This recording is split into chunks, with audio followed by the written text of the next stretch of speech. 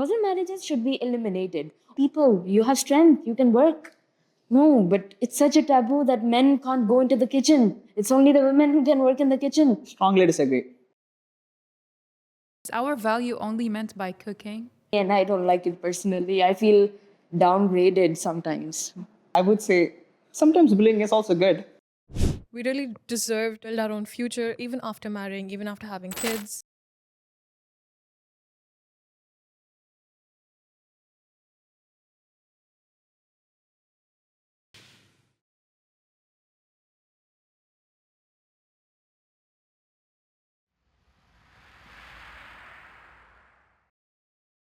Good morning, everyone. Welcome to our podcast. Today, we're students from American University of Ras Al Khaimah. We will discuss different cultures and parenting in different cultures. We want to thank Creative Media Center for welcoming us to do a podcast here. First, we have Abin Raj, my respective colleague, and Maheen and Fatima. So, Abin, what do you think about parenting in your culture? Parenting in my culture, it's pretty relevant to say that I've gone through a mass list of different types of parenting because of the situation that I've faced into. I've born into a South Indian family, so we have a lot of closely knit family cultures behind the complete sceneries. I believe that even the place that you're coming from, especially the Arabs, we have a lot of similarities. Especially when you talk about the joint family concept, it's very naive to see that people who are 30, 40 still living with their parents. But when you go deep into it, it is actually creating a cultural bond with your parents, your blood. The blood relation that is very different from the Western culture. I have a contradicting statement with the people who say that I want to be independent and I want to go by myself. I would say if we have that families hold to us, that's going to give you the upper hand in most of the emotional equations in many of the work and other related fields. So that's like an intro for my family. And about my family, I have a father, mother, happily couples, and my small brother. He is like 3 years younger to me. That's my family. What about you, Lana? Very nice. I actually really appreciate your point. You know, breaking the family structure, the family dynamic, and living alone by yourself is actually going to break the society. It will start from your family and then another family. The whole society is going to break. So I understand your point. I completely agree with you. For Arab culture, my struggles, to be honest, is the constant comparison between myself, my siblings, and my relatives. If my relatives are accomplishing different life goals, we're going to get compared. But I'm not talking especially about my family, my relatives, but also a lot of different kids. The cousin competition, that's very relatable to all of us in our studio today. We also have another great companion here. Also, by the way, I need to correct here. It's not all AURAK students. We have an RIT student.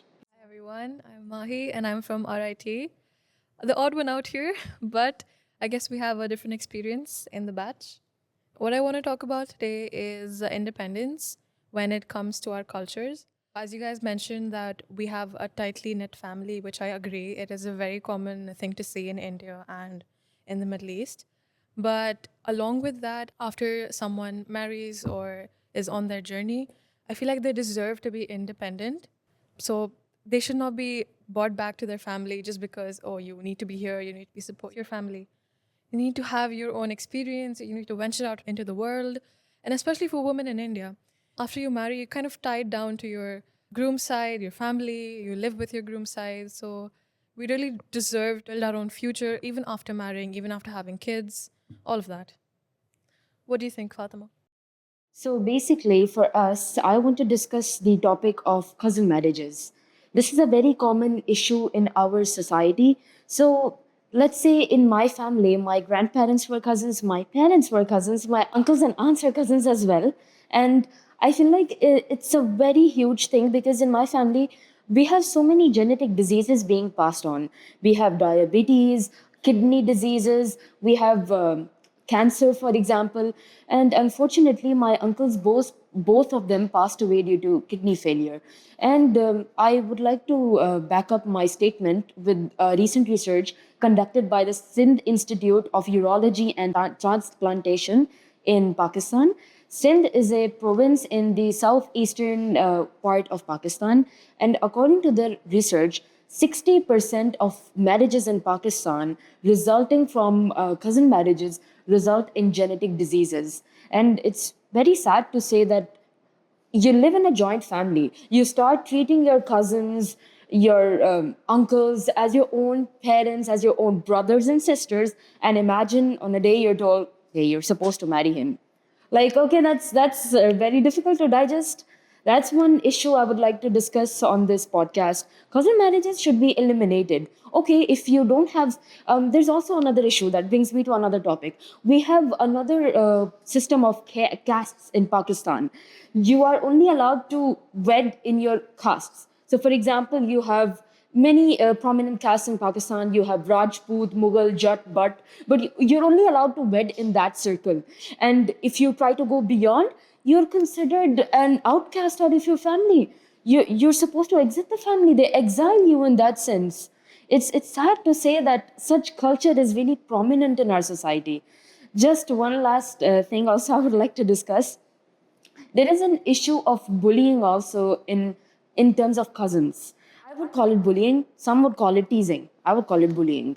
So for me, I like watching TV shows, in particular cartoon TV shows. I watch show called Lego Ninjago, and I get teased a lot about it for my cousins, and because of that, I even started my own YouTube channel. You can find it. It's called Fatima's Bricks. Subscribe, everyone. So I make speed building videos, and because of that, some cousins are supportive. Some of my family members are very supportive, but some of them they make fun of me. They tease me, and I don't like it personally. I feel downgraded sometimes. Thank you. That's very sad to hear, but I would say sometimes bullying is also good. You get to improve yourself. Like for example, you have started a YouTube channel. If you didn't have any bullying in the first place, you wouldn't have started. But I know the statement is kind of ironic also because yeah, I wouldn't support bullying, but there should be some grading of making fun because else there's no fun in family. Family should be fun. And about the cousin marriages, oh, it's not just in Pakistan. We had a long history of the child marriages and cousin marriages in our culture too. But hopefully, right now, it's not that common. But yeah, and I don't have any family members who are into the marriages of that kind. But caste, yes, that's a very important system here also. We have tight cultures binding towards the religion and the caste to be similar and same. Yeah, your point of having a cross-cultural marriage is important because else there is a lot of chance of genetic diseases. And in our places, we also have something called the honorary killing. You know what is honorary killing? It's like one caste of upper level of a family. If the offspring of one of these people they just want to marry someone from the lower caste, most of the family members doesn't like it. And if the girl is from the upper caste and the boy is from the lower caste, the boy's chance of survival is very, very minimal. Yeah. That's not a good sign, but that's what's happening right now in our place.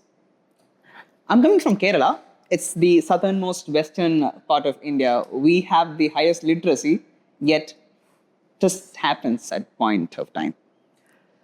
Tulana, I am very much interested into the Arab cultures. I've seen a lot of systems which I really like, but one system that I still am fumbled upon is the multiple marriages, the polygamy. What do you have to say about that? Well, to be honest with you, personally, I do not agree with it. But since it came from religion, I cannot say I'm fully against it. There's always a reason behind it.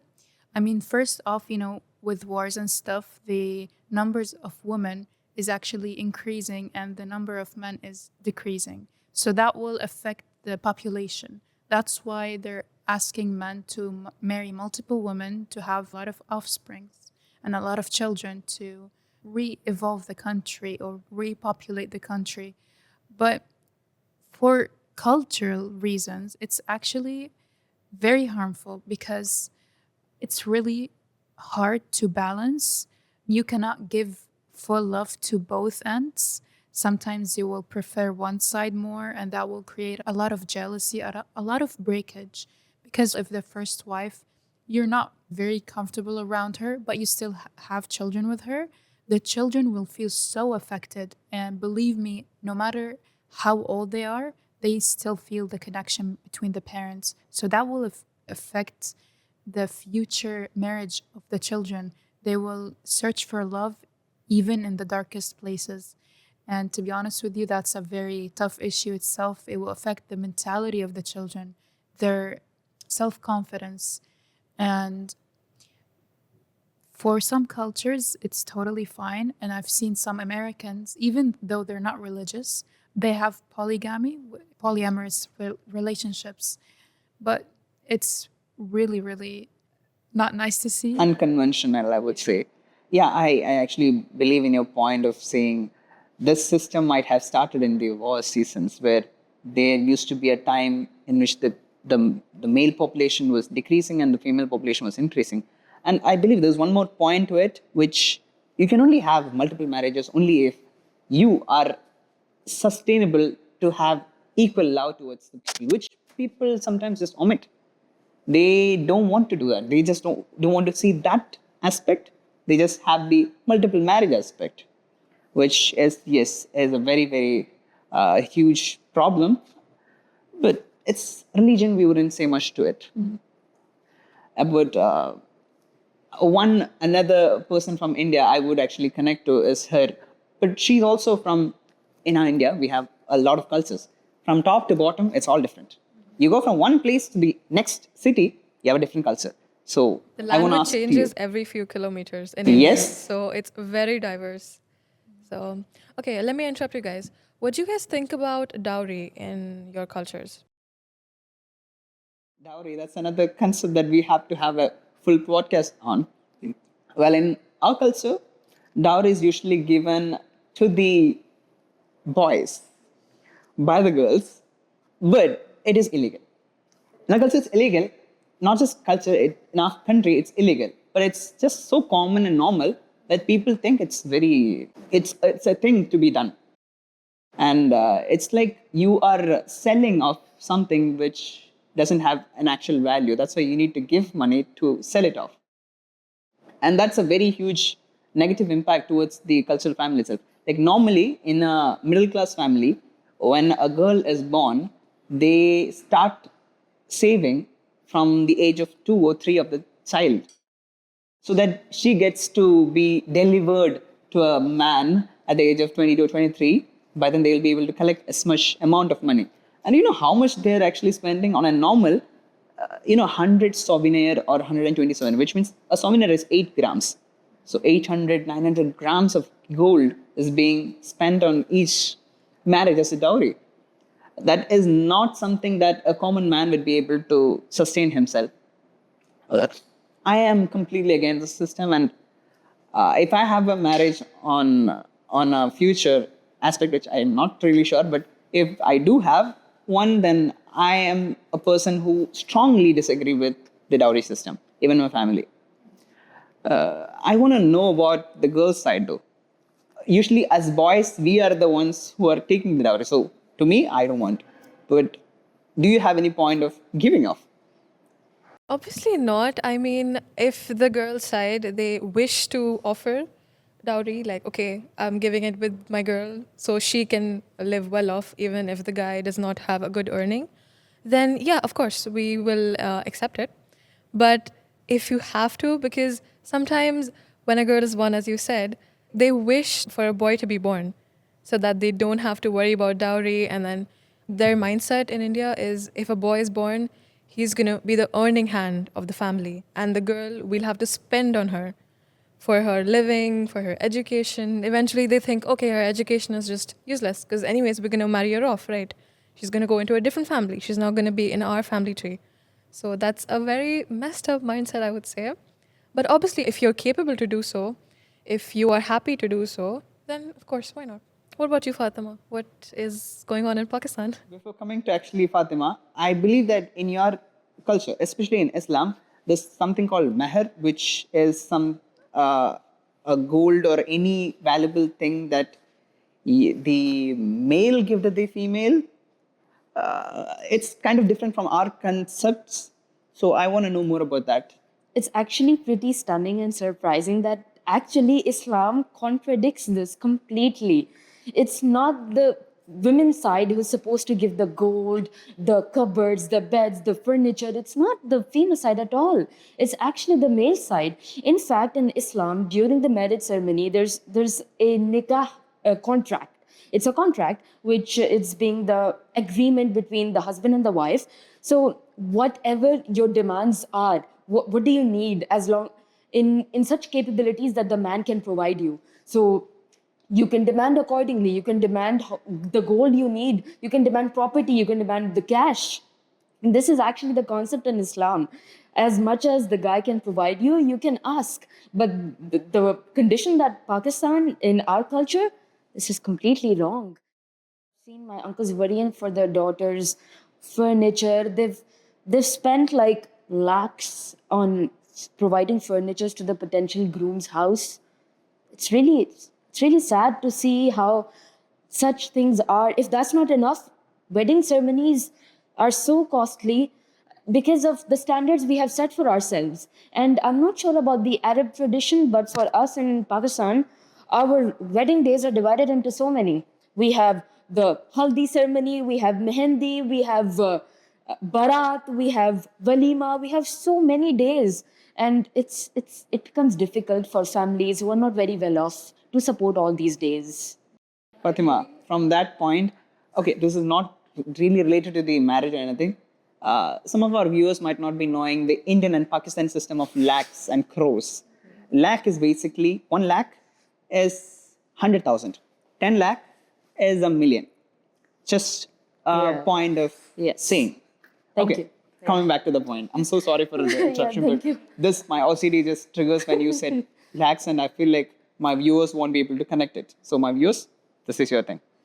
Okay, coming back to Lana, how is it in the Islamic way and the Arab world way? Just like Fatima said, there's a lot of celebrations. But in Arab culture, nowadays they're trying to minimize the cost of it because a lot of men are complaining about the cost of dowry because the cost is supposed to be determined by the father of the bride. For example, if the bride will not actually negotiate this because it's like a taboo or this is only for the parents to decide. But sometimes, due to war, the parents will actually lower the cost of dowry and we will not have so many celebrations. But sometimes they see that the guy is very wealthy and they will try to get the benefit from him. So they will increase the price of the dowry. It's a golden duck, you get the golden eggs, that's it. Exactly. So for me, for my family, it's not the dowry price, it's how valuable of a person you are. Are you able to provide for her? Are you able to be a good partner? Or you're just going to be a regular spouse? Oh, I just want to have kids with her and that's it. But no, you should have a good companion with the spouse. Okay, that was happy to hear that you are looking forward to a happy spouse than a rich husband. I am happy for that because I haven't heard that statement in a long time. And what about Mahi? What's your point about our Indian marriages being celebrated? Actually, celebrated, yeah. Should it be celebrated as a grand thing or should it be kept in a minimal way? I feel like it should be celebrated because it's something unlike polygamy in Indian culture. Mostly, you just have one marriage in your life, and that's it. I think you deserve for it to be your special day. And as Fatima mentioned, a marriage can last up to a whole week, 6, 7 days. There's a lot of things happening before the marriage, after the marriage. There's too many functions. So, of course, if the parents can support it, then yeah, you can have a grand wedding. But some cultures also have just 2 days marriage, like engagement and the main wedding day, and that's it. So, it's really up to you and how you wish to celebrate it, how you place emphasis on this day, on your marriage. But in my culture, it is a really grand thing. 1 week minimum. Okay, it's very much of a roller coaster that we started off from the family tree and then we ended up in the marriage, which should have gone the opposite way. Oh, but you were trying to say something. Yes. What is it? Since we have come upon the topic of spouses, I wanted to mention there's another problem in our culture as well. It's about men not going into the kitchen and working. It's all the pressure on the women in the households. Women are so expected to do everything. Okay, see, I understand. I might sound wrong here. Men, yes, they have a lot of work outside. It's in such heat. They come home. I've seen my cousins in Pakistan. My aunt, she does not have a daughter. She only has sons. So they come back home and she herself stays very sick. And her sons come back home and the neighbors actually prepare the food for her because she has anyhow, that's a topic for another day. She has some health condition. She's unable to eat. The food gets stuck. Anyway, that's a story for another day.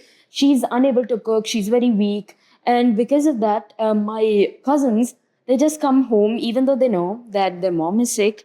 They just come home, they chill, they relax. No pressure, nothing.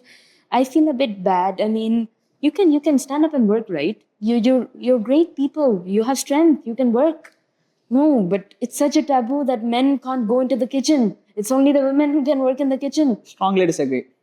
I believe eating, drinking, cooking, basic human needs and wants, and that has to be satisfied. So we are two boys in my family. We both cook, but it's not like I'm gonna boast about it because I consider this as a bare minimum. This is nothing to be boast about.